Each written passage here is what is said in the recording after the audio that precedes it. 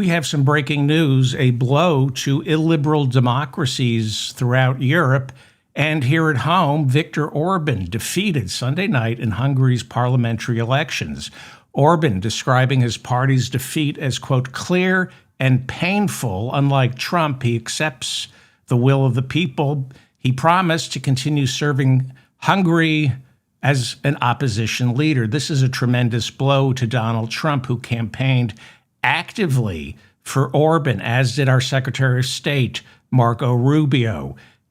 Orban is the blueprint for authoritarian rule here in the United States. Steve Bannon studied him. Tucker Carlson studied him. Donald Trump used the Viktor Orban playbook. Vice President J.D. Vance was in Budapest before he flew to Pakistan and failed to negotiate a peace deal. Last week, he spoke before a crowd of 5,000 Orban supporters, and he dialed in to Donald Trump, and Trump told Orban's supporters, get out there and vote. He's made your country great. No, he hasn't. No, he hasn't. Only people who are in the party are benefiting or were benefiting from Orban's 16 years of authoritarian rule under Viktor Orban coming to an end. Bad economy.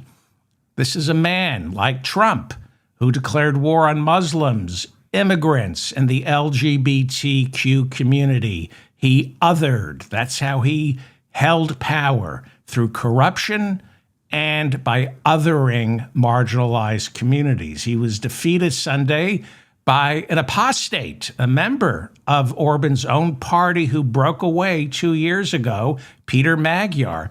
Magyar reportedly broke with Orban after Orban covered up a child sex abuse scandal 2 years ago, and it was a landslide Sunday night. There were, I guess you could call it gerrymandering. He had to win big in order to beat the systemic changes that Viktor Orban put into elections and, of course, state-owned media. Orban controlled the media, but it was a landslide. Now, Peter Magyar is center-right. He used to be part of Orban's party, so it's not like he's some great Bernie Sanders, but he's better than Viktor Orban. We have early partial results coming in. Before I started, we had about 58% of the precincts counted. It shows the Tisza party at about 53% of the vote, and Viktor Orban's Fidesz party at about 38.8%. That is a landslide victory, and that's what Peter Magyar needed his Tisza party to get in order to beat Orban. His party looks like it's going to get a 2/3 majority in the parliament. This is what the BBC and Reuters is reporting, 137 seats in a 199-seat parliament. So that's enough to amend the Constitution, which they've been doing a lot since Viktor Orban became prime minister. Voter turnout was historic.